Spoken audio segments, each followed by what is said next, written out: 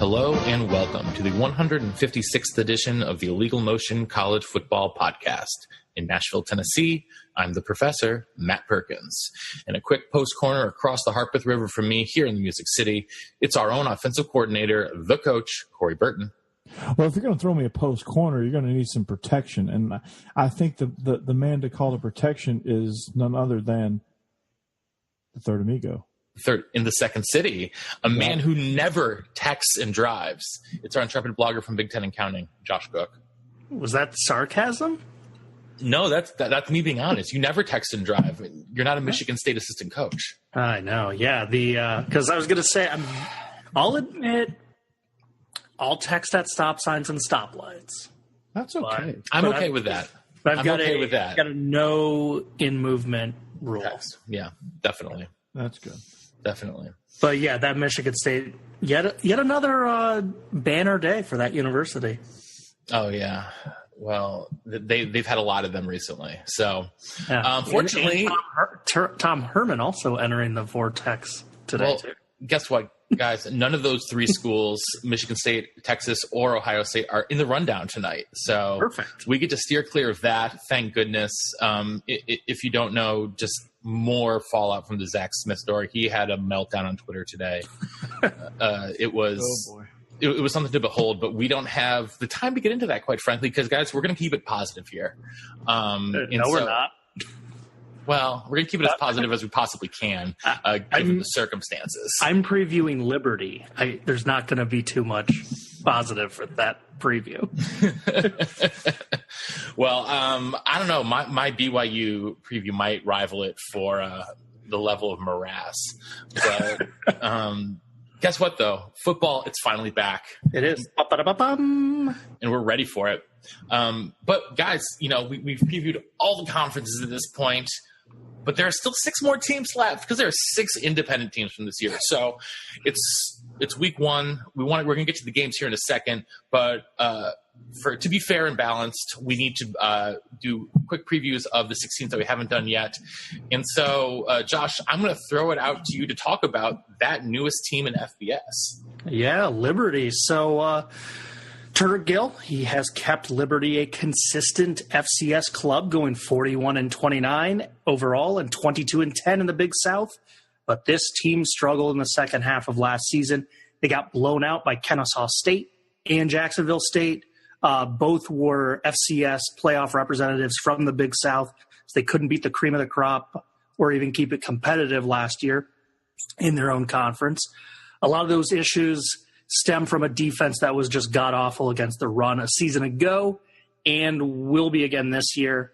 And considering they now face 10 FBS opponents, and 2 of those are Power 5 schools, another is triple option nasty Army, another is spread option oriented New Mexico, yet another is offensive juggernaut North Texas, and finally they also play a well-rounded Sun Belt powerhouse in Troy. This club is going to take a beating, and it is deserved because the whole existence of Liberty University is not really education. It's to create, quite frankly, intolerant evangelical Christians who have a college degree to get better jobs, to infest our society with narrow-minded, homophobic, and usually racist people that appear to have a legitimate college diploma. So why does Liberty want to have an FBS program? Well, the more exposure they get, the more people will head into their halls and further infest society. If they were all noble, they would never have hired former Baylor athletic director Ian McCaw, who was a major figure in a university actively failing its female population by allowing systemic rape on campus. Rapes that were not exclusively committed by athletes, but had plenty of players, especially football players, acting as perpetrators in those crimes.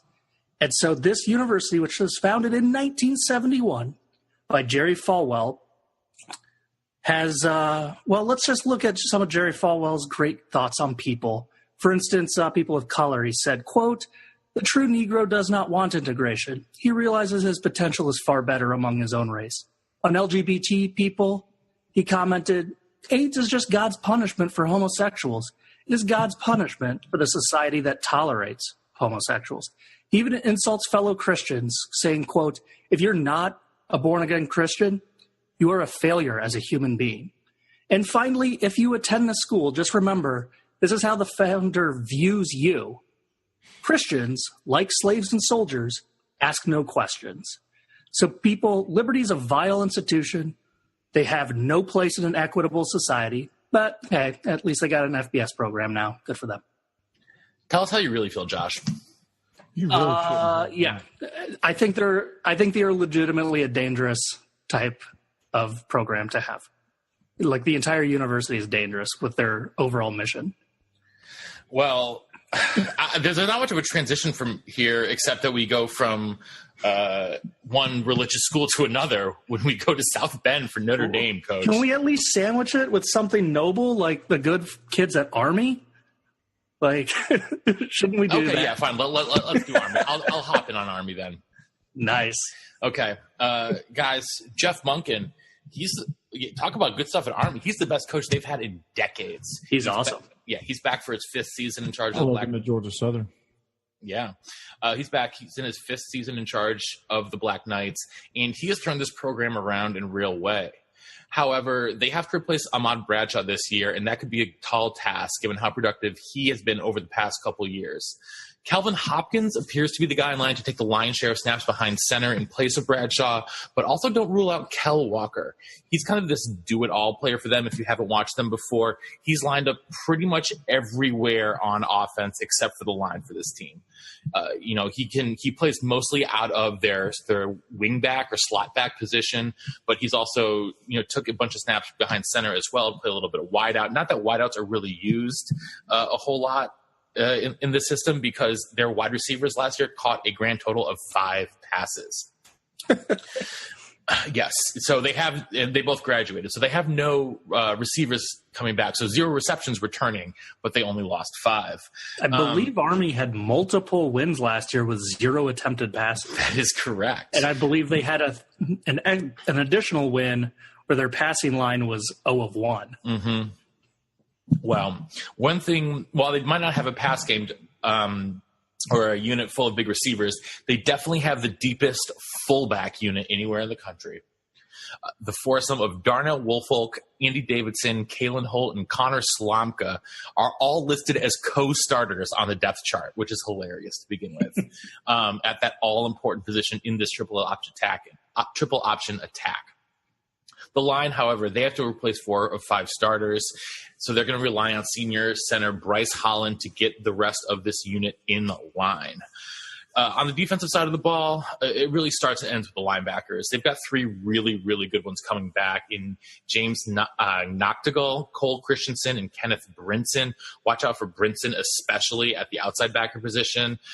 He's probably going to get a lot of more duty rushing the passer this year because the line has to replace a handful of starters, most notably John Voight, not that John Voight, who was their best pass rusher last season. Safeties Jalen McClinton and James Gibson lead the defensive backfield, but they need to break in a couple new corners. Last year, the Black Knights were pretty awful on special teams, and that's actually what held them back a little bit. Kicker Blake Wilson was a lovely 3 for 8 on field goals, and they were 127th out of 129 teams in punting efficiency. They've got a new kicker this year, though. Landon Salyers was going to need to step it up in order to keep Army rolling along the path they have been on in recent years. I've got a solution for this. What's that? Did you see what Hawaii did in week 0 before a delay of game penalty, and then they got out of that formation? No, I did not, actually. They have 2 Aussie rules type experienced punters on their roster. They put both of them back there. What? Yeah. Hawaii debuted a 2 punter formation. Oh, that's brilliant. I love that. Well, if Army gets that unconventional, I'd be all for it. But their schedule, not the easiest that they've ever had. They open the year at Duke. After that, they get a nice, easy 1-2 reprieve in Liberty and Hawaii at home. But Hawaii was pretty darn good in week 0. But then they have to head down to Norman to take on the Sooners. They get Air Force at home, but they have to travel to Annapolis in their 2 legs of the Commander-in-Chief's trophy. The only other tough games for them them are That game's in Annapolis? Yep. Sorry, not Annapolis. What am I saying? It's a neutral site. Yeah, okay. I was very stunned. No, I'm sorry. That was my bad. I just read versus Navy on the schedule, and my head automatically clicked. But no, obviously Army Navy takes place in neutral site. I don't know if it's Philadelphia or Baltimore this year, but they do though. Elsewhere on their schedule, they have an interesting duo of MAC teams in Buffalo and Miami. They play in Buffalo, but those are probably the kinds of teams we previewed in our MAC that are probably right about the same talent level as Army. Teams that all should have winning records at Group of 5 level. I don't think 9-3 is out of the question, though. I mean, that Oklahoma game is probably a definite loss, but I can see a world in which they beat Duke. I can see them winning both legs of the Commander-in-Chiefs. The rest of the schedule is pretty easy. So, and they also get 2 FCS schools, Lafayette and Colgate, both at home, and those are the last 2 games of the season before the Army-Navy game. The Army-Navy game is obviously 3 weeks after their final home game against Colgate. So, but I've got Army being, having another really good year. So, Coach. Same. I mean, just their offense is so different from what most teams see week in, week out that they kind of have a inherent advantage built in. Their top 2 fullbacks have combined for over 3,000 rushing yards in the last 2 years. Yeah, it's insane. It's unbelievable. I love what they do. So we're going to head from one 1940s football powerhouse to another one when we go to Notre Dame, Coach. Oh, I thought Massachusetts. No, that's Marcus Camby. Wait, but according to the NCAA, that never actually happened. Yep, redact it. It never happened. True. So, nobody. All right, so let's talk about Notre Dame. Well, they lost some guys to the NFL, but their quarterback, there's going to be a lot of pressure on him. That's whoever that him is someone. Well, no, they didn't they announce today for the game, Coach, that Brandon Wimbush. Yeah, that Wimbush is going to be starting again. Yeah. But based on how we played last year, I'm still with Coach. But there's it's still not settled. Yeah, with Brian Kelly, you never know. The only thing you can guarantee with Brian Kelly is that he's going to get as red as my Georgia pullovers. That's the only thing you can count on Notre Dame. They have a lot of marquee games. So if they're going to make a run and they make it through the gauntlet of the schedule, this could be the time to do it. They have 9 starters returning on defense while breaking in a new defensive coordinator, so that should make it pretty smooth as well. Notre Dame. Yeah, but who'd they fire? Mike Elko left on his own to go join. Didn't they fire Van Gorder? He went to Texas A&M. Yeah, he went to A&M. Van Gorder a long time ago, yeah, before Elko, like 2 years ago. Elko was their coordinator last year. That's just how memorably bad. And wasn't it Bob Diaco before that? I thought Diaco. Yeah. So and then Diaco went to Nebraska last year. Yeah. Yep. He said, absolutely no.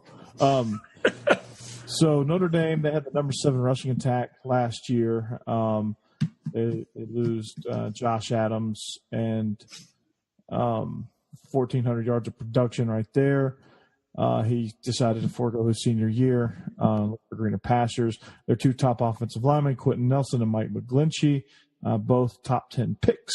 So what does that mean for Brandon Wimbush? Well, surprisingly enough, he had a 76% touchdown rate in the red zone.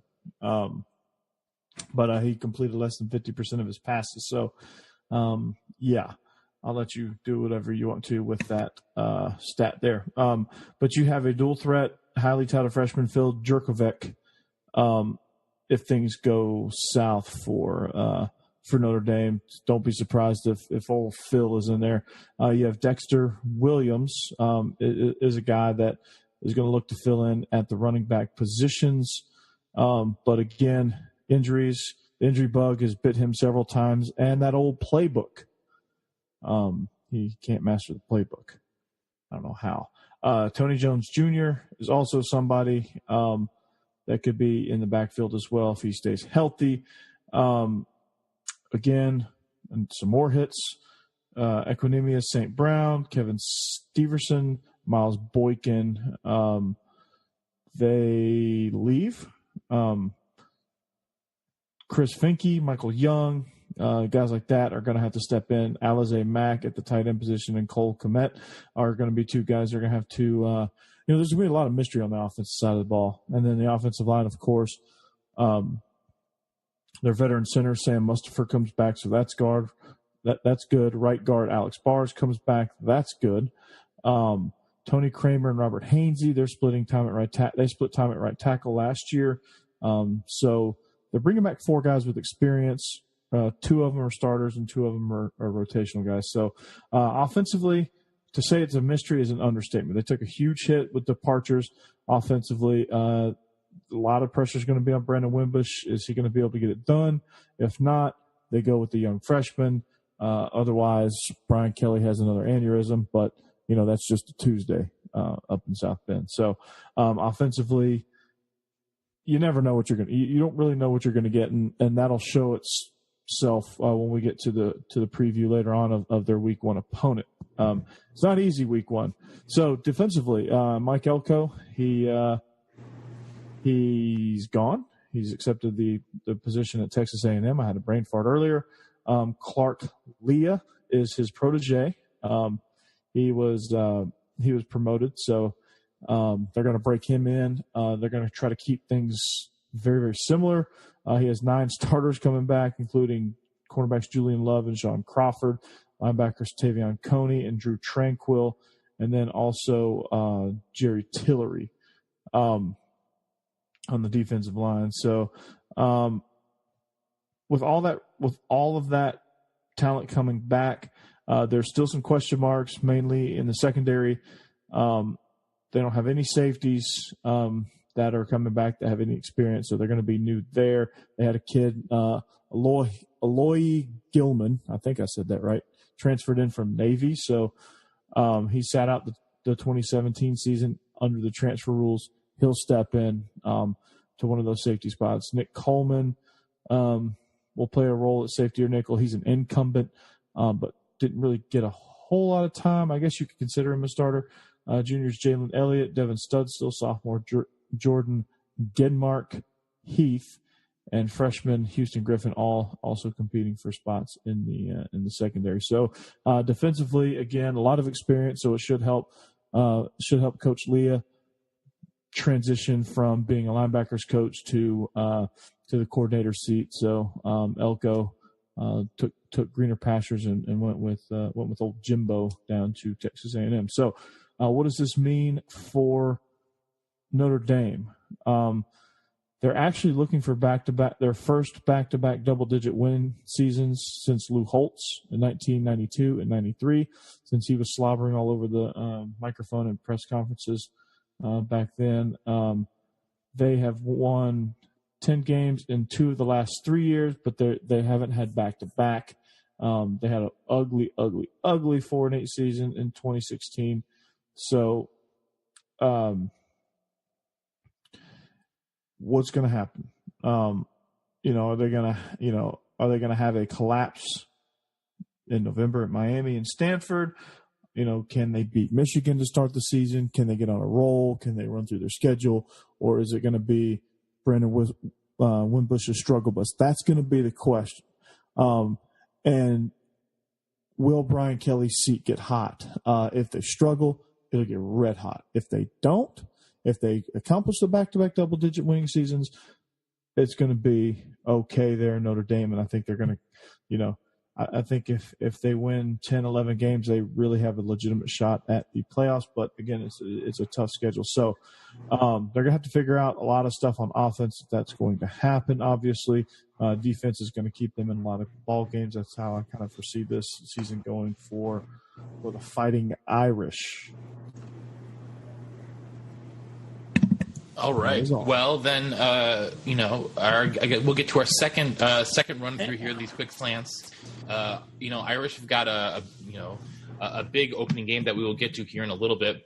But first, Josh, let's talk about New Mexico State. Yeah, one of my favorite teams because they were one of the best stories last year. They ended that 57-year bowl drought. So not only did they make a postseason game, but they also won it. Unfortunately, they graduated their quarterback, running back, and best wide receiver. So they're entering 2018 with a bit of a quandary on offense, and it reared its head in an ugly Week 0 loss to Wyoming. Do you guys know how many rushing yards New Mexico had in that game? 15. Not a bad guess. Coach? 23. 23. You guys both went way over.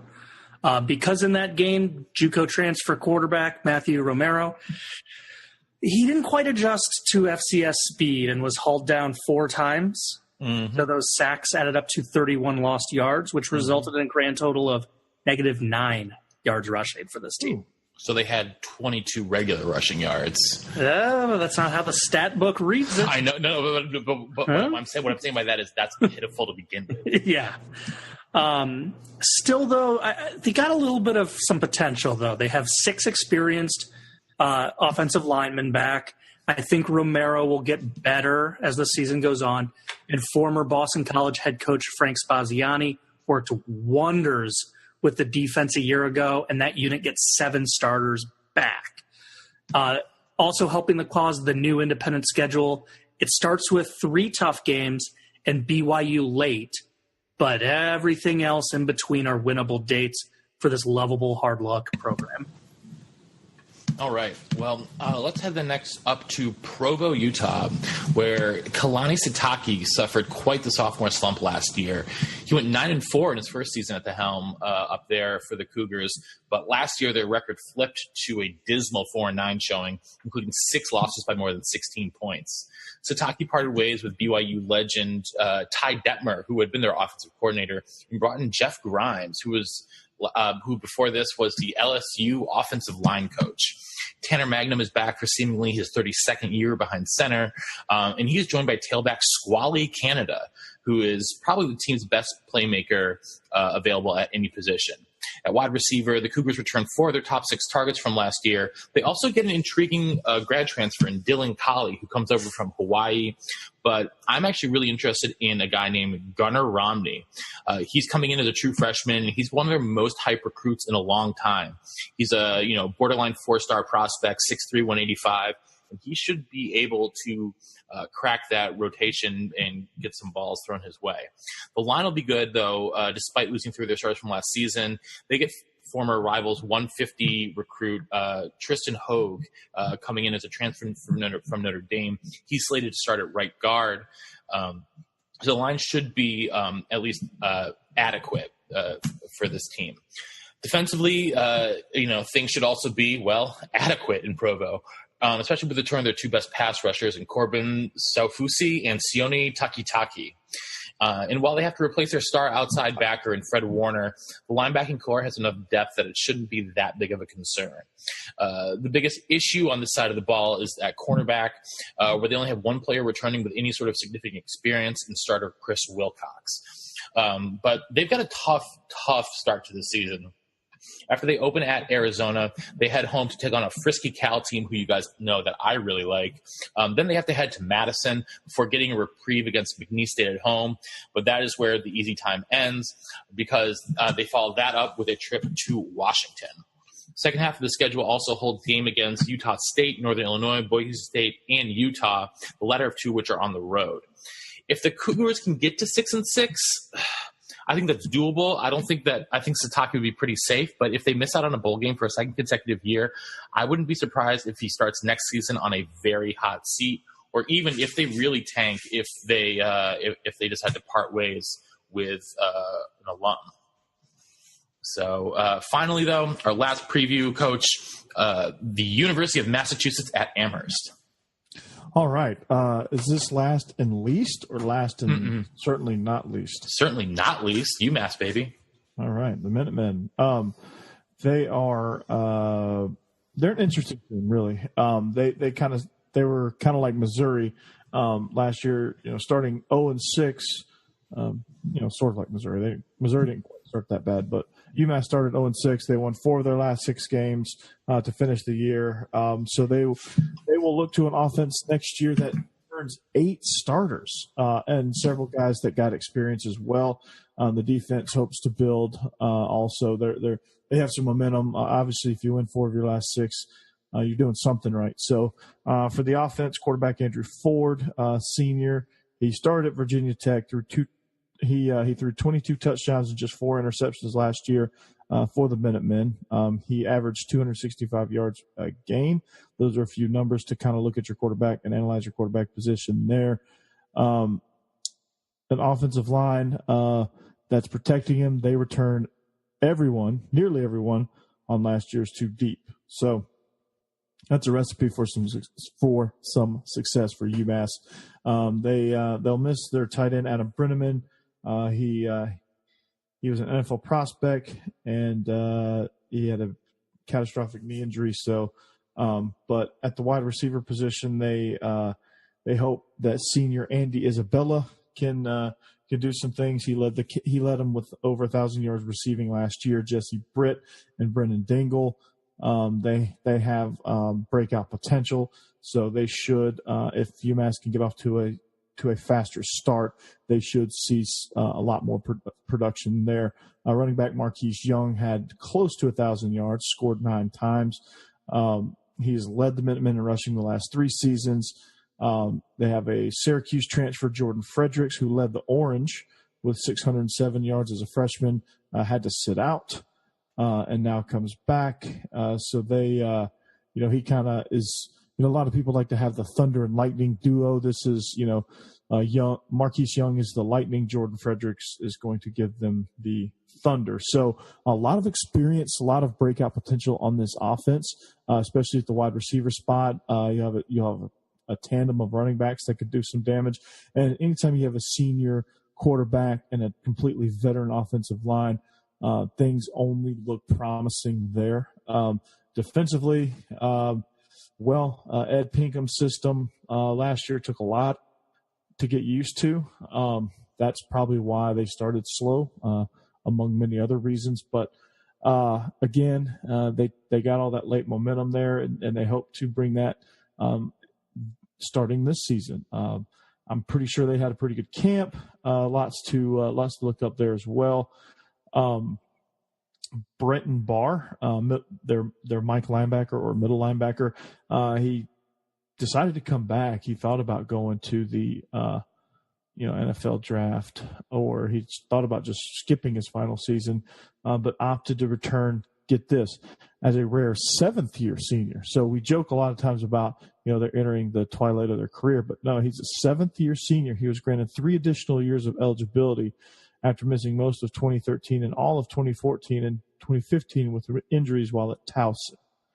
So, you just hope this kid can succeed at some point. Year 6, which was a year ago, he had 105 tackles. Of course, he's a 28-year-old senior. I think. I'm just guessing on that. Sophomore Cole McCoubry, he looked promising. He had limited snaps, but he's going to start on the outside. Defensive line is going to be something that they're going to have to address. They have 3 new starters and limited depth. That's going to be a weak point there, so they're going to have to get creative in figuring out how they're going to stop the run, and also get to the quarterback. So 23 sacks, 15 and a half of them came from players who graduated. So well over half of their sack production graduated last year, so they're going to have to figure out ways to get there as well. At the cornerback position, Isaiah Rogers, again, he's the strength, 3 picks, 14 PBUs, 2 forced fumbles, and 2 recoveries. So lots to look forward to on the defense side of the ball.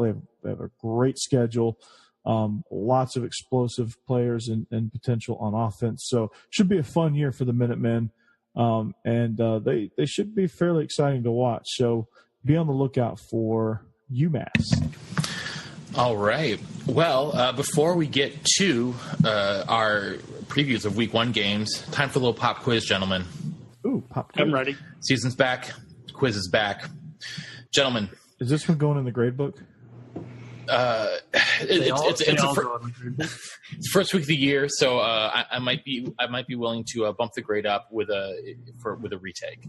But All right. okay, so gentlemen, Myles Gaskin has a chance this year to become only the 15th player ever with 6,000 yards from scrimmage. He needs a little over 1,500 to get there. I think he's going to do it. I think Myles Gaskin is going to have a big year for the Huskies.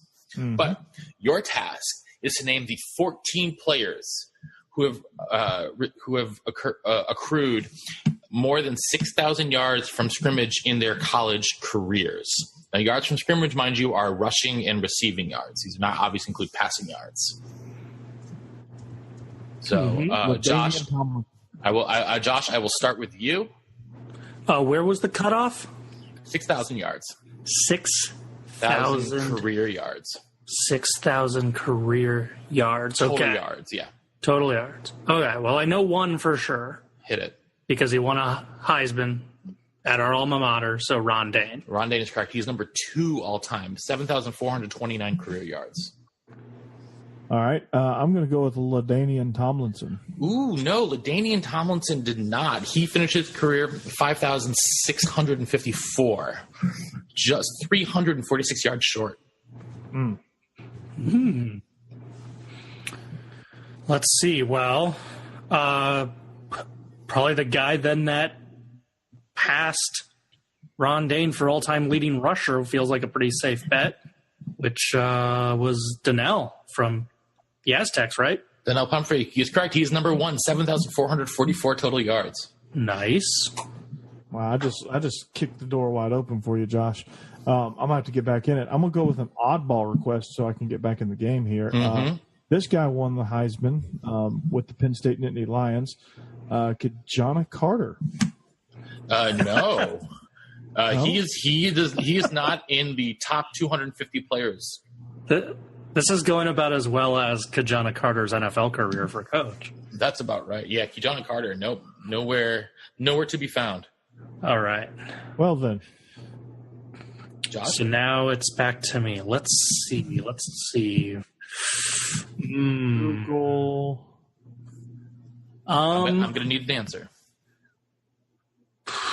I am going to go with someone who I think was a 4-year starter, so they racked up a lot of awards or a lot of yards, but then they also racked up 2 Heismans. I'm going to say Archie Griffin. That would be a very good guess, but he fell 61 yards short, 5,939 career yards. Oh, come on. Okay. Coach, you need a right answer to stay in it. I know, right? Let's see. I failed so miserably with Kajana Carter. I thought I had that one. I guess I didn't. I'm going to go with a better guess. That's a good idea. Todd Blackledge. Sean Salisbury. Coach, the question was not mid-'80s Penn State players. Was it? I was going to guess I don't even know any other mid-'80s Penn State players, so I would have tapped out there too. Okay, here we go for the strikeout. Adrian Peterson. Adrian Peterson, not a bad choice, but he only played 3 years, so he did not have as much time to rack it up. 4,239 career yards for him. He finishes 229th all time. What about the other Adrian Peterson of Georgia Southern? Or Yeah, is no. this just FCS? This is just FBS. Okay. So, Josh, do you have any other guesses off the top of your head? You've already won. Well, one of the names that popped into my head was Husho Waka, but I feel like Coach would have said that. He only stayed 3 years. He only had like 5. Okay. So. 5,502 yards for Herschel.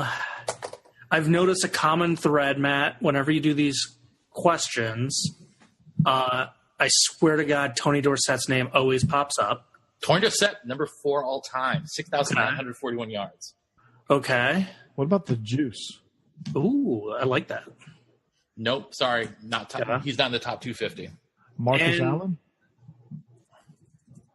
Marcus Allen, number 26 all time, 5,611, doesn't quite make it. The other name that I swear to God, Matt, whenever you ask these offensive questions, Tim Tebow. no, I was going to say Ricky Williams. Ricky Williams, number 3. Yeah, 7,206 yards. I've noticed a thread, Coach. Williams and Dorsett always pop up. So just from now on, we'll always mention their names. Gotcha. Whether it's yards gained, joints smoked, it doesn't matter. They pop up.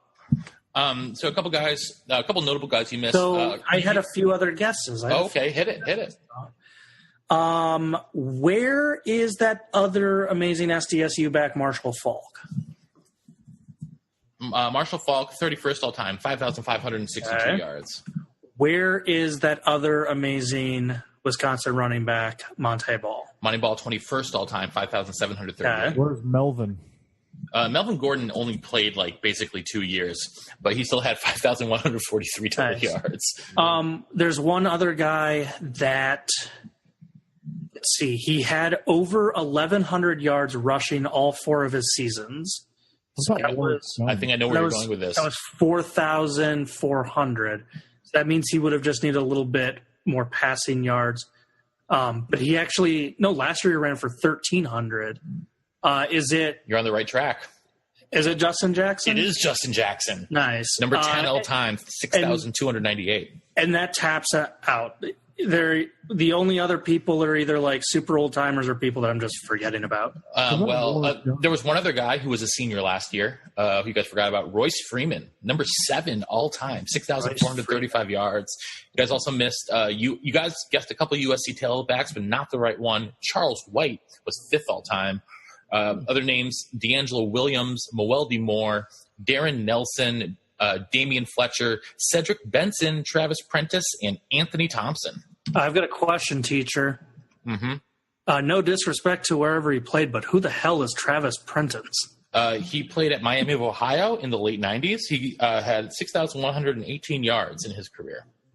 So he was there even before Big Ben. He would have been a senior when Big Ben was a freshman, I think. Okay. I have honestly never heard of him. Yeah, no, he had 3 straight years with over 1,500 yards. Good for him. Wow. Mm-hmm. Yeah, career unheralded collegiate superstar. 5,596 rushing yards and 73 touchdowns, 522 receiving yards and 5 touchdowns in his career. And Nice. This was in 11 game seasons, too. Where's the highest Iowa player? The highest Iowa player is Liddell Betts.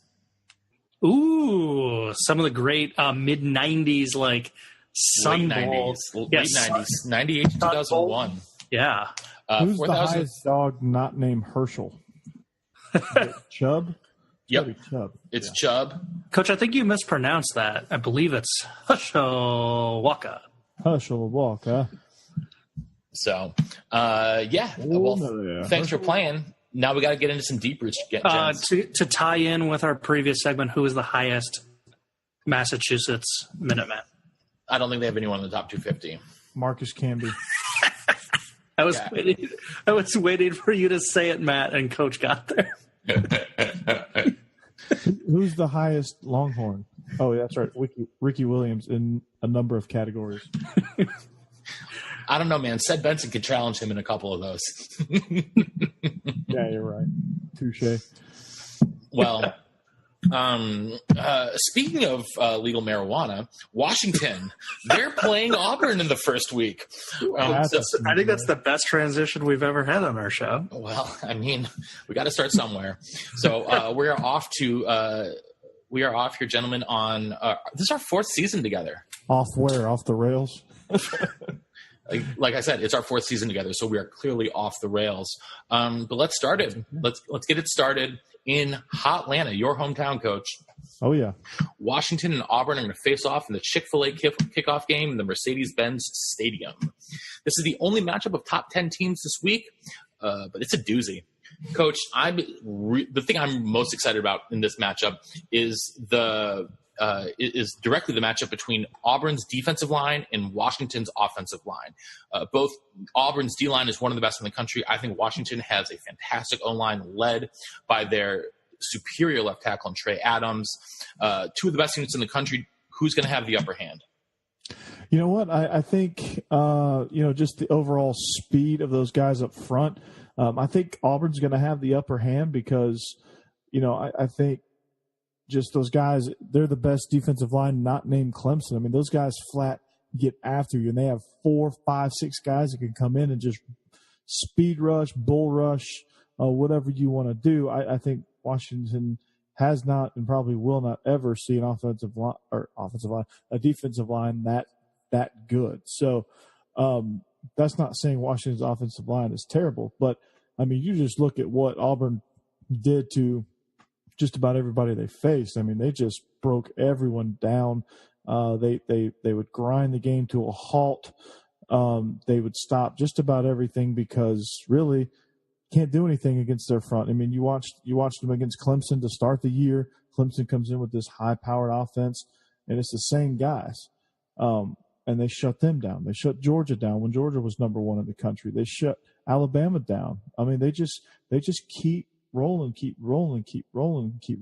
And I think it's going to continue with when at least the matchups up front. So what Washington is going to have to do in this game is they're going to have to, which is something they may be used to, may not be used to with this particular lineup. They're going to have to pass to set up the run. That's what teams do against Auburn that have success. They pass to set up the run. That's what Georgia did in the rematch in the SEC championship. They pass to set up the run. They throw quick screens. They throw things short underneath, slow screens even to take advantage of the speed of Auburn's defense. So as far as lining down and just blowing off the ball, that's not going to happen. That's a pipe dream. But if they want to get creative, they're going to have to, again, play action, pass to set up the run, things that are faster developing so that they can have a little bit of success, get Auburn on their heels, and then maybe they can start striking with some of the running game. So it's going to be a great matchup, though. It's going to be so much fun to watch just these two juggernauts go at it. I'm interested to see if Washington can handle the speed of that defensive front, and we'll see. But I think that's, Myles Gaskin is going to have tough sledding, at least for the first half. But if Washington can have some success in the throwing game, maybe Myles Gaskin gets involved later. Well, Josh, then I guess that begs the question, how is Washington going to stop Jarrett Stidham and the rest of the Auburn offense? That's a good question. I mean, we talked about Washington's amazing offense, their upside that they have with Browning back, Myles Gaskin stuff, but this is a really good pass defense a year ago.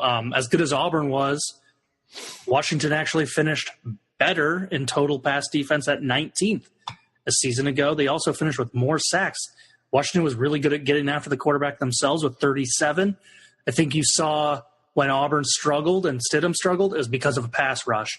So just like Auburn wants to push back the Washington O-line, that's going to be Washington's primary attack is let's get our pass rush after Stidham. Let's rattle him a little bit and take it from there. So I actually see both teams having very similar game plan on what Coach said, using the rush to set up the pass. But here's the kicker in this game. Auburn doesn't have Kerryon Johnson to bail them out of a lot of situations. Yep. So that's where Washington has the upper hand if you're matching offense versus offense. So Malzahn's going to have to get even more creative and might have to use tempo, which he does very, very well, to kind of tire out the defense there. But I think it's, for anybody that think this game is going to be high scoring, at least in the first 3 quarters, are completely off on this one because I think it's just going to be defensive front ruling the game. This feels like a 17-13 game to me. Yeah, it's going to be a slugfest. But, this is almost a home game for Auburn. I mean, how long does it take to get from Auburn to Atlanta, to the stadium, Coach? What, like an hour and a half maybe? Not even that, probably. Yeah. It takes about just a touch over an hour. Do you think the crowd's going to be a factor? Do you think it's just going to be overwhelmingly Auburn fans there, or do you think there'll be enough of a Washington contingent that it's not as big of a factor? No, it'll be a factor. Auburn travels well. They will, and they're loud. Their fans do a tremendous job all of that, and it's going to be overwhelming. So Washington is going to have to fight the crowd noise. Yeah. Another factor is Big Ten teams do horribly on the road at Pac-12 teams. Mm-hmm. Interestingly enough, Pac-12 teams do horribly on the road at Big Ten teams. Time zones, even with a night game, even with it being the first game, having all the time in the world to prepare and shift it's a mid-afternoon game. Yeah. Even with that, shifting your practice schedule, stuff like that, it's just difficult. There's a reason why you don't. Of course, if you rewind to 2011, Chris Peterson in the same exact situation with an inferior team came and demolished my Georgia Bulldogs. So this is not foreign to him. So he's used to this. So he knows how to prepare the Huskies for this type of environment. So if there's anyone in the Pac-12 that can do something like this, it's Chris Peterson. So I think it's going to be very, very intriguing. I think whoever has the most sacks and whoever can win the field position battle is going to take this one. And I do know one thing: Chris Peterson's not going to attempt a 63-yard field goal. Nope. I thought you were going to say the Statue of Liberty play. I was like, no, he should do that. No.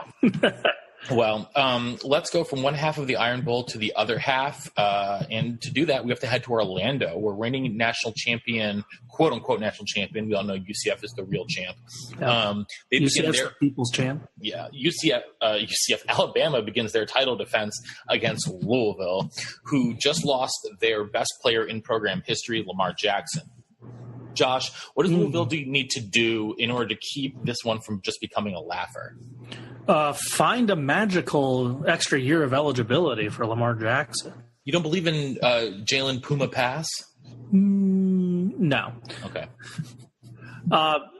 Look, Louisville's a rebuilding team. Their best hope is they've got a coach who knows motorcycles and offense. And, maybe Petrino. And neck braces. Yeah, maybe Petrino throws a few wrinkles. Kind of does, knows that they can't hold up against, a pass rush, so they don't really go with having a traditional pocket, get the quarterback on the run. We saw Ole Miss do that with some success against Alabama. We saw Texas A&M do that with a lot of success a few years ago with Johnny Manziel. That seems to be about the only real wrinkle that I could see Louisville throwing at Alabama. And even then, I give Alabama about 3 series to figure it out and adjust, and it's just going to be a blowout. Yeah, Coach, we're going to see a lot of new faces on Alabama this year, obviously, as we seem to every year. Is there one player in particular you are excited to see who's a new starter? I don't want to consider him a starter, but he's going to be a heavy rotational guy. I'm excited to see Najee Harris. I'm excited to see Jerry Jeudy, who started parts of last year. I'm excited to see what quarterback jumps into the game. I think it's going to be Tua Tagovailoa. Mm-hmm. I'm excited to kind of see how he progresses through the full course of a game. I love this running back group. This is probably, I'm not an Alabama fan, but outside of Georgia, I am a fan of just good football.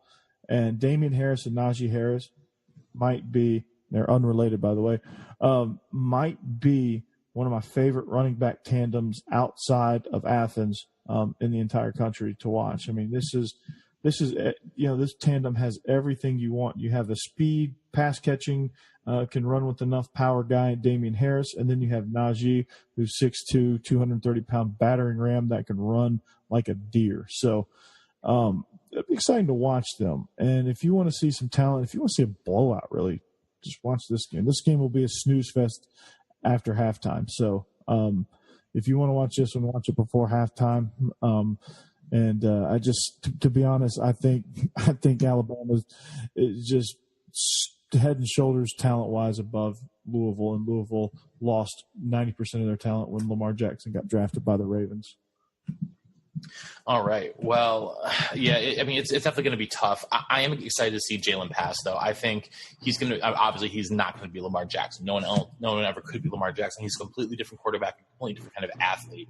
But I think he will remind some people of like a baby Cam Newton out there. He's a big kid, and he's got a cannon. So I'm eager to see how he adapts. I don't think that he's going to have enough time because I think that the Alabama pass rush is going to get to him way too often. But let's head to our next game, which is between the schools with the most and third most victories in college football history. They were Iowa and Northern Illinois. Oh, sorry. They're renewing their rivalry this weekend when Michigan heads to South Bend to take on the Irish. Both teams are ranked in the top 25 coming into the game, but they both have some major question marks to deal with. So, Josh, how did you expect new starter Shea Patterson to look for the Wolverines against a Notre Dame defense that has been, frequently tenacious over the past couple of years? Well, in 7 games last year, he had more passing yards, a better completion percentage, more touchdowns, and fewer interceptions than Michigan's 3 quarterbacks combined for. So that's a good place to start. Coach, you previewed Notre Dame. I have one quick question for you. In a sentence, how would you describe Notre Dame's defensive line? A lot less experienced, but pretty good. And I'll tell you why that matters, the lot less experienced part. That was the answer I was hoping to hear, Coach, because by far Michigan's biggest weakness is their offensive line. So all the pieces are there defensively. They got a championship-level defense. They've got a very talented, albeit thin, running back group, and they have a lot of targets to pass to some really, really special tight ends. So the only thing that can trip Michigan up this year is that offensive line. When they are playing a team like Coach said that's a little weak on experience, talented but not, a juggernaut, Michigan stands a great chance, and I actually have the Wolverines pulling this one out as a result. Coach, how do you feel about this one? I like Michigan a lot in this one. Shea Patterson just gives them a whole new dimension that they've never had at quarterback. He's going to be probably – I would venture to guess that he might be the best quarterback Jim Harbaugh will ever get at Michigan. Just the talent that he had coming into Ole Miss and just watching him play. He was an IMG kid coming out of high school. He's extremely talented, can make every throw, can run, can escape pressure. He's not a run-first quarterback, but he is very dangerous with his legs. So at the quarterback position, I think Michigan is far superior. Defense, you have Rashawn Gary for Michigan. You have, just a ton of talent over there to join him. So I think they're going to get after Wimbush. Wimbush is highly inaccurate, especially when you have guys in his face, and just so many question marks offensively that if this game were played in late October, November, okay, I would give Notre Dame more of a shot at it, but I think I'm taking Michigan easily here. I'm not saying it's going to be a blowout, but I think Michigan's going to win comfortably, just due to so much lack of experience for Notre Dame on the offensive side of the ball, and Wimbush just being kind of an enigma with accuracy. I just want to push back on Coach's comment that Shea Patterson's going to be the best quarterback he's ever had at Michigan. He will ever have. Never had, but he will ever, moving forward. I think Tom Brady's son is 9 years old.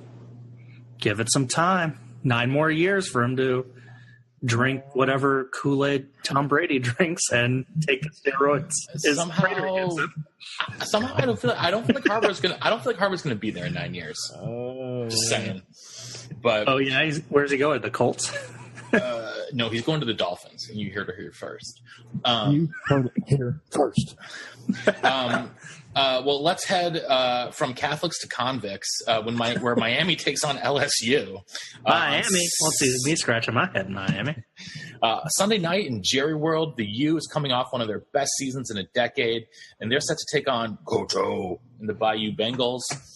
Coach, what do you think Malik Rozier and the rest of Hurricanes offense needs to do in order to move the ball against an LSU defense that has some of the top talent in the country? Well, they just need to just do their thing. I mean, it's just honestly, if they just finish if they just execute their game plan, just be balanced, and just kind of get creative and just kind of do what they do. I know that's kind of a very odd answer, but they're their best when they're balanced. And any Mark Richt team you see is best when they have somewhat of a balance of run and pass. And if they get to one lopsided, I think LSU's, especially on the passing side of it, if they have to rely on Malik Rozier to carry them, that's not going to be good for Miami because LSU will feast in the pass rush. But if they can stay balanced and keep LSU on their heels, you're going to see Miami have a lot of success. And then for LSU, on the flip side, offensively, Joe Burrow is going to have to he's going to have to prove his mettle. He's going to have to, deliver the ball and spread the ball around, and they're going to have to get their run game going. Can they replace Darius Geis? I mean, that's going to remain to be seen. Can they get their new tailback into the game plan? And that's going to be offensively what both teams need to do. Now, defensively, Miami, they've got a pretty daggone good pass rush too, so they've got to get after the quarterback as well. They had 44 sacks a year ago. So, I mean, Coach, you mentioned Auburn's defensive line being the best outside of Clemson. I think Miami could give them a run for their money. Yeah, Miami's extremely talented as well. I don't think they're quite as talented as Auburn, but they're up there. They're in the conversation. For sure. They're definitely somebody you can say, oh, yeah, Miami, they can play some defense too. So let's not leave that little factoid out there. So, it's going to be – this is probably going to be one of the best games of the weekend. I'll be honest. Miami, LSU, and then also Auburn, Washington are probably going to be the two best games of the weekend, understandably so. But I think this one will probably be the most competitive just because these two teams are very similar in what they can do. Josh, is there anything you're looking out for in particular in this one?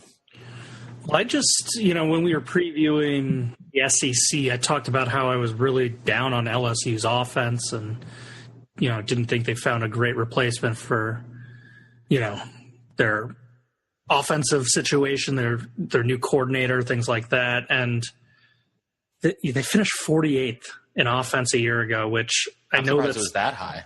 Yeah, I mean, I know that was upper half, but I was looking at their schedule and, they put up quite a few points and yards against Chattanooga. They had some games where they compiled stuff. We know that they bottomed out with against Mississippi State, Alabama, things like that. So I really like an opportunistic defense in Miami stacking up against a LSU team that I have a million questions for their offense because I don't see it coming together. Yeah, I expect it's in Dallas, or I should say Arlington, I guess. So I do expect there to be more LSU fans there, but it really is as close as you're going to get to a true neutral site game, I think, out of the games this weekend. So, I don't expect the crowd to be a huge factor here. I like Miami here. I don't think that they are going to cause as many turnovers this year as last year because I just don't think that the level, or I should say the rate at which they were producing turnovers last year is something that is sustainable from a year-to-year basis. I would say, in regards to who you think the crowd's going to favor. It's definitely going to favor LSU. LSU in the SEC is probably one of the best traveling fan bases, and it's just in Dallas, so it's not that far away. Yeah, and they are loud. Yeah, I was going to say Miami is. I mean, Matt, we've seen them in bowl games where, like the Wisconsin-Miami bowl game, and Wisconsin's stand is packed in Miami's side of the stadium. They don't even come to their home games since leaving the OB. I mean, they're kind of a, I hate to say it, but they're a fair weather fan base, and I just don't see many Miami fans making the trip. And even though Miami's a national brand, I'm not sure there's too many like diehard Michael Irvin Cowboy fans in Dallas going to go, oh, hey, let's go see his alma mater. I mean, it is a 6.5 hour drive from Baton Rouge to Dallas. So, I don't know. That is nothing for those people. That is nothing for them. They will be there on Tuesday. You know what? You know what a Louisianan calls a 6.5 hour drive, Matt? Daily commute? No, it's a 13 daiquiri drive. Well, yeah, we gonna think about 13 hurricanes, and it's gonna be a good drive there up to Dallas. Now it's gonna be good. You know, Coach over here, he's one of us, and we're gonna get them Tigers to it right there, but the Bio Bengals right there. Here we go. GEAUX, go Tigers! All right. Well, our final. I picked Miami. I don't know why I did that. So our final preview is going to take us to the final game. Coach, is that the worst chant in the SEC? It's got to be. Maybe the anything that Florida does might supersede that. But my last thought about the Miami game, it's going to come down to honestly, it's going to come down to coaching, and Miami has the superior coaching staff. I think so that's going to be the edge. Yeah, definitely. All right. Well, our final preview takes us to the final game of this amazing. It's actually a 5-day football weekend. Games start on Thursday, go all the way through Sunday, or all the way through Monday. So we're going to head to the Doak, where Willie Taggart is making his first appearance on the sidelines as Chief Seminole against a Virginia Tech squad that showed last year it could hang with anyone. These two teams are ranked 19th and 20th in the polls coming in, so a lot of people think that this could be a toss-up, at least on a neutral field, between these ACC foes. Josh, can Justin Fuente steal a game in what is one of the tougher environments in the conference to spoil Taggart's debut? I think he can, and a lot of it's going to rely on Josh Jackson, that outstanding quarterback the Hokies had. We talk about this freshman wall, and what in the world does that mean? So just to highlight it, because Josh Jackson hit the freshman wall a year ago. So in his first, let's count them, 6 games, so the first half of the season, his lowest passing total was 222 yards. In the final 6, he had 1, 2, 3, 4 games under 200. And in one of those games against Duke, he was at 200 on the dot. So when the ACC play ratcheted up, when injuries started to happen around him, when the grind of the season and class is all catching up to Josh Jackson, he struggled. So I expect him to return to form now in a fresh season. I think he's a dynamic quarterback. I think he's one of the better quarterbacks in the ACC. So riding Josh Jackson, I think Fuente has a great chance to pull off an early stunner against Florida State. Before you ask the question, man, I might even answer it for you, but this Seminole D, they're not one that if you're trying to figure out your rushing game, they're not one that you want to do that against. DeMarcus, Merry Christmas, and Brian Burns are going to help bolster defense that allowed 136 yards rushing per game last year. They also have a bunch of prospects in the secondary as well. So if FSU can force Virginia Tech to be one-dimensional and force Josh Jackson into a little box, then I think it's going to be a lot of war chant going on down in wherever they're playing. It doesn't matter. Down in the Doak, you're going to hear a lot of war chant. So that's the positive thing for Willie Taggart's bunch is the defense that they have coming in there that's going to help kind of slow things up for Josh Jackson. Also, Cam Akers doesn't hurt to have a tailback of his caliber, but for Virginia Tech, I do love Josh Jackson. I think he's a tremendous quarterback. I'm not saying all that about the Seminoles defense to say that Josh Jackson is terrible. He will have his fair share of struggle, but again, he's just going to have to find a way to get comfortable. They're going to have to find a way again to achieve some sort of running attack. They're going to have to find some sort of way to not allow Florida State to pin their ears back and come and get them. Because when they do that, they're a team that's going to force a lot of turnovers. And then when Florida State forces a lot of turnovers in a place like Doak Campbell Stadium, the game can get out of hand. The game can get away from you in a hurry. That's kind of how Florida State is. That's kind of how they've always been. once they kind of get that ball rolling, it rolls pretty fast downhill. So for Virginia Tech defensively, they're going to have to try to get some turnovers themselves. They're going to have to force good field position. They're going to have to win some things in that wonderful third phase that we only mention every so often. That's going to be a huge factor for the Hokies. Anything to try to help put pressure on that Florida State defense. Short fields typically do the trick there.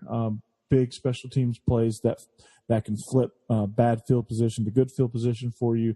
Things like that will put a lot of pressure, tremendous pressure on a defense that, is extremely talented. But again, there's going to be some growing pains over there as well because they're working with a new staff. So again, if he's going to strike, he's got to strike early. But if they get any sort of momentum, FSU is going to be, I don't know. But this game is, I truly don't know who to pick in this one.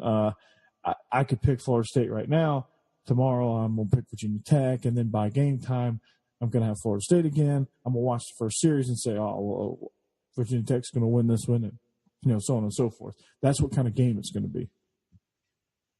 Yeah, I think it's going to be a fun one. I'm excited to see how DeAndre Francois looks after missing pretty much all of last season with the injury in the first game against Alabama last year, and what Willie Taggart changes offensively for this team going in, because obviously it's a new system under him. I think they'll be a little bit more spread out than they were under Jimbo Fisher. We've seen what Willie Taggart likes to do at his previous stops. And he's obviously, a hot name in the coaching ranks, and this is a big stage to make your debut. It's not like you're getting a cupcake in your first week and be able to run up the score. Virginia Tech is, always the real deal, especially on defense. Bud Foster always has a defense, and we know defense travels. So this is going to be a good one. I would consider taking Virginia Tech in this spot. I don't know about you, Josh. I'm taking the Criminals at home. Yeah, it's funny. Coach put it in. We were talking about the Notre Dame game. Said that if that game was later in the season, he thought Notre Dame had a better chance. I kind of get the same feeling with Florida State. That's kind of how I feel as well. When you have that coaching change, you're going to have a couple of games adjustment, and just Virginia Tech's a nasty team to debut with. So. When it's all said and done, Florida State will probably prevail by 3 to 10 points. But Hokies are going to give them one hell of a game. Oh, yeah, totally. Yeah, it's going to be a fun one, and it's a good way to end the weekend. Well, we can't end our podcast, though, without hitting some spread formations. So for those of you new to the show, every week we pick 5 games against the spread, keep a running tab. So let's get started with week 4, with our 4th year of spread formations. We're starting out in Norman, Oklahoma, where Lane Kiffin, the Fighting Kiffs, and the FAU Owls have to take on the Boomer Sooners. Sooners 21-point favorites at home. Josh, who do you like in this one against the spread? Well, the Owls returned Devin Singletary, who had 1,920 yards and 32 touchdowns a year ago. Oklahoma's rush defense last season, 53rd in the country, and their overall defense just 81st. So offensive-minded Lane Kiffin, he'll be able to draw a few things up. Having such a run game, I think, will shorten the game. The Owls will eat up a lot of time of possession. No Baker Mayfield, a lot of new faces for Oklahoma. I would like to say it's going to be a push, but that is really not exciting podcasting. No, really I will say that FAU loses by just 20 points. All right. Coach. I'm gonna agree with Josh to a certain degree. I'm not going to give you an exact number. I think FAU is going to cover just because I'm going to go ahead and say it. I think they're the best Group of 5 team. Ooh, I like that proclamation early in the year. I think they're the best. They're the most talented. They have the best run game. I think Lane Kiffin has kind of found his groove coaching-wise. I think he should have been coaching at the beach in South Florida a long time ago because there's no pressure at FAU. So he's just doing his thing, and he's pushing all the right buttons, and I think FAU is the best team in Group of 5, followed by Boise State. Those are two teams that I feel have the best chance at a playoff spot if there's one for the taking for a Group of 5 school. So I think with Oklahoma breaking in a new quarterback, Kyler Murray, they're gonna put up a lot of points, but so is Florida Atlantic, and I think they're gonna stay pace for pace with the Sooners for a little while. And I think Oklahoma's gonna pull away to a comfortable win, but I don't think Oklahoma's going to cover this. I think FAU is going to. See, the thing I worry about in this game, I really want to take FAU, and I'm going to end up taking FAU, but I'm worried that it comes into the fourth quarter, a 7-point game, and Oklahoma ends up winning by 24. Because it just at the end of the game, FAU's defense is just gassed against Lincoln Riley's up-tempo offense, and I think Kyler Murray is special. He's a special athlete. He's been that way since high school. And, this is his time to shine. So, my heart says FAU, my head says Oklahoma, but I've always been a guy who's followed my heart. So I'm going with FAU as well. Coach, you just mentioned this team, though. Our second game, Boise State, 10.5-point favorites on the road in Troy, Alabama. Josh, if you're anything like me, you think the Troy Trojans are a pretty frisky team. Yeah, they are a very frisky team. My worry for them is it's going to take them a couple weeks to really break in a new quarterback because they graduated one of the all-time best careers. Brandon Silvers, how about this for some numbers to replace for his career? 10,684 passing yards, 71 touchdowns, 29 interceptions. This guy did it all. His quarterback rating was well over 130 all 4 years. This kid could do it all. And even with him on the roster last year, this team lost by 11 out at the Smurf turf. I think him being gone, Boise, like we talked about in our last show, having a whole bunch of players back, a very good looking defense. I think it's just a tall order for Troy. If this game was the last game of the year, maybe I'd take a fly on the Trojans, but I think Boise covers. Coach? There's got to be a reason why they are 10.5-point favorites. And I think a lot of that's Brett Rippon. Yeah. I said it moments ago. Boise State is the second best by not that huge of a gap, second best team in Group of 5. So they're going to show it. They're going to put it on display. I don't love that they're traveling across the country to come to Troy, but I do think they cover. I think they win by 2 touchdowns. All right. Let's head then to the Big Ten. What was your pick, Matt? Oh, I'm sorry. I'm also taking Boise State for the exact same reasons that you mentioned, Josh. Troy bringing in a new quarterback. It's going to be a bit too much to ask against this Boise State squad that is poised to be one of the best in Group 5. But we will have the Big Ten next, where two of the more intriguing teams in the conference, at least in my mind, taking on each other in West Lafayette, where Northwestern travels down to take Purdue. Purdue, slight favorite, 1-point favorite at home, Josh. So you're our Big Ten guy. Who do you like here?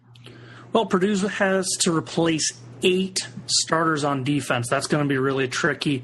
Northwestern returns a lot of talent. I know graduating Justin Jackson isn't ideal, and Clayton Thorson tore his ACL in the bowl game December 30th. So that's basically a 8-month rehab for him. That seems really fast for an ACL, but I know they've changed that timeline. He says he's 100%. Coaches have announced he's the starter. We got to trust him. We got to trust Fitz, even though it can sometimes be hard when you read what's happening at Maryland, et cetera. But I'm going to trust that they are doing it the right way, and Thorson's good to go. I think that bodes well for Northwestern against such a new-look defense. And on the blog, I actually have Northwestern winning this game 28-20. All right. Coach. Well, with it being a 1-point spread, I don't have to worry about who's going to cover and who's not going to cover, because whoever wins outright is going to obviously cover. So I like, for a lot of reasons, just returning more experience than Purdue, I like Northwestern to win this one. Well, you guys know that I previewed Purdue this year, and I loved Purdue this year, and I picked them to go 8-4, and this is one of the games that they have to win to go 8-4. So I'm taking the Boilers here, baby. Boiler up. All right. Well, we will head then to an interesting. It really I wouldn't say it's an odd matchup, but it's not one you see every day. Ole Miss at Texas Tech, two programs that are expected to finish, middle bottom of their respective conferences, but could potentially have, big things happening on offense. So Texas Tech, Josh, they are 2.5-point favorites at home. Who do you like? Well, it's not a true home game because my schedule's showing it at NRG Stadium. Oh, that's true. It's in Houston. These are two teams with just a lot of unknowns about them. We don't know, how their defenses are going to be, especially Texas Tech's. Don't really know, if the offense is going to be as good as it is on paper. So I'm going to do something a little different. And I'm just kind of looking at the two coaches and how their teams feel about them. And I think Matt Luke has his team really, listening to him, they're buying in. He came in a really bad circumstance. They kind of appear like they want to go out and play some football for him. And with Coach GQ, I just kind of feel like the players have to be going, man, like everyone says he's on the hot seat. Everyone says this is his make or break year. We must not be that good of a program. Like, I think some of that gets into kids' heads, and they read the news.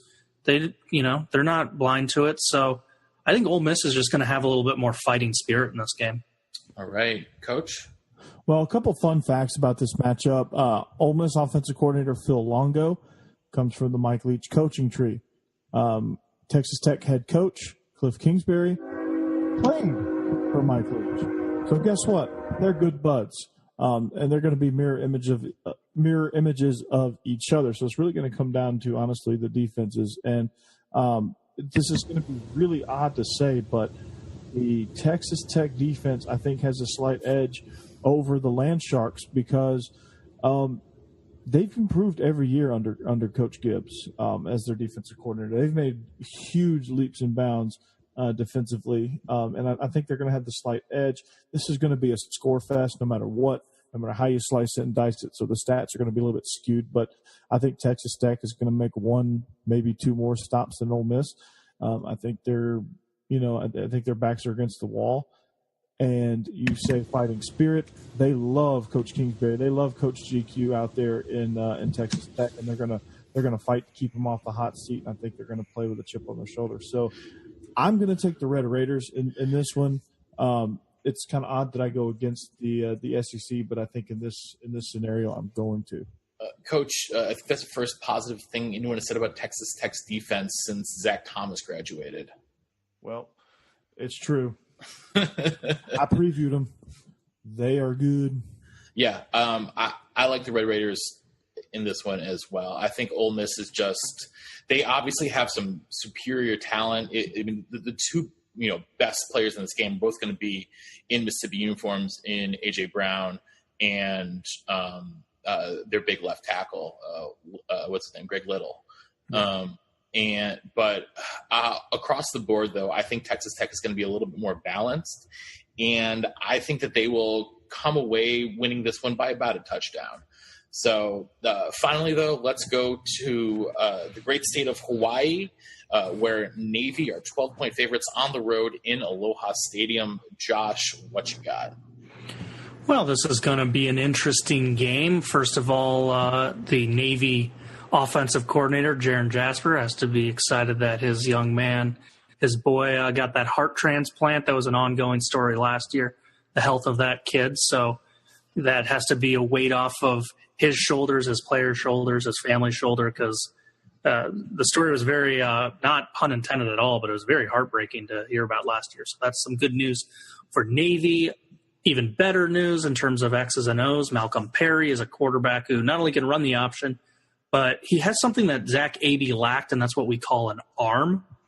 And then for Hawaii, we have a sample size. They played week 0. I know they won. I know they put up 617 yards, and I know they at 418 passing yards. But Colorado State's defense was really bad. We knew that going into the season. And Colorado State put up 653 yards, 537 passing. I think that Navy's offense is going to have no problem moving the ball against the Rainbow Warriors. So I've got Navy covering in a 14-point victory. All right, Coach. Well, this has to factor in Navy traveling out to Hawaii. That is a huge trip when you consider the distance of going from Annapolis on the East Coast all the way out to Honolulu. So I don't know if that's going to have any sort of factor. If this was not the Naval Academy, I would probably say that's a huge factor. But well, Coach, they were practicing on a battleship all week and went through the Panama Canal and stuff. They just got out to Pearl Harbor. It's all good.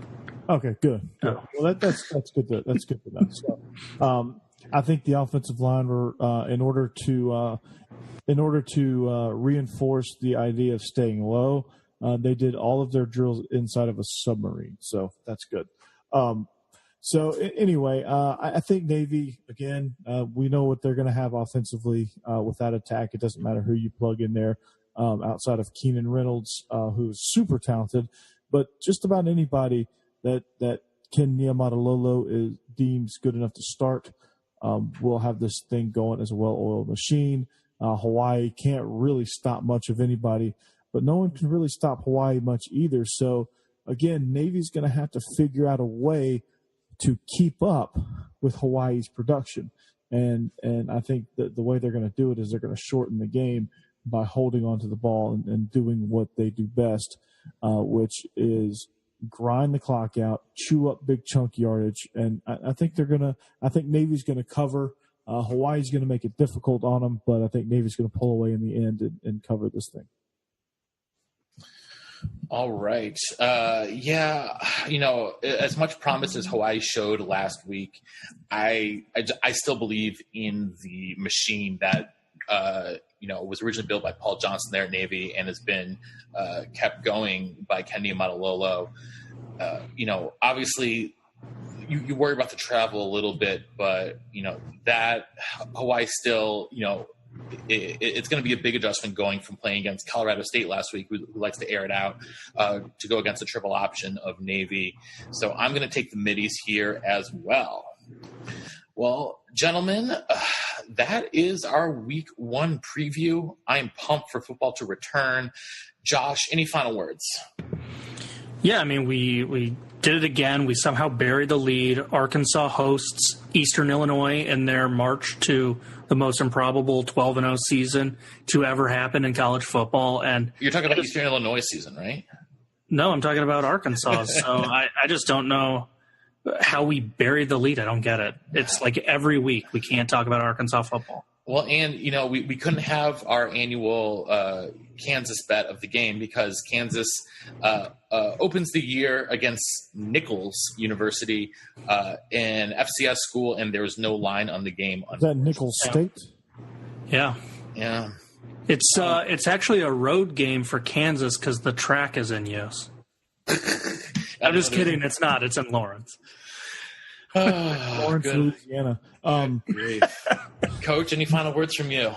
Well, the Georgia Bulldogs have a really tough season opener. They take on the Governors of Austin Peay as they begin their quest to win the Tennessee State Championship. They've got matchups against Austin Peay, MTSU, obviously UT and Vandy in conference. So all they need is Chattanooga, Tennessee Tech, Memphis, Tennessee State, and Tennessee State. UT Martin. I said Martin. Oh, I didn't hear Martin. And East Tennessee. East Tennessee. The Bucks. They're halfway there. They're halfway to the state title. So, but they're trying to get there. So But they take on the Governors and Coach Will Healy, who's probably one of the best young coaches in all of FCS. So that'll be exciting to see what Austin Peay, for all you Nashville natives, see what they have. I really like them as an FCS program, so it'll be fun and intriguing to watch them. But of course, my Georgia Bulldogs. What's going to happen with Justin Fields? Like the Governor's cheer goes, "Let's go P." And with that, that's going to do it for us here today on Illegal Motion. Happy football, everyone. College football is finally back. We can rejoice. So on behalf of our own offensive coordinator, the coach, Corey Burton in Nashville, Tennessee, and our intrepid blogger from Big Ten and Counting, Josh Cook, up there in Chicago, Illinois, this is the professor in the Music City saying so long and see you next time on the Illegal Motion College Football Podcast. I gotta pay. Let's go P. Let's go P. Let's go P.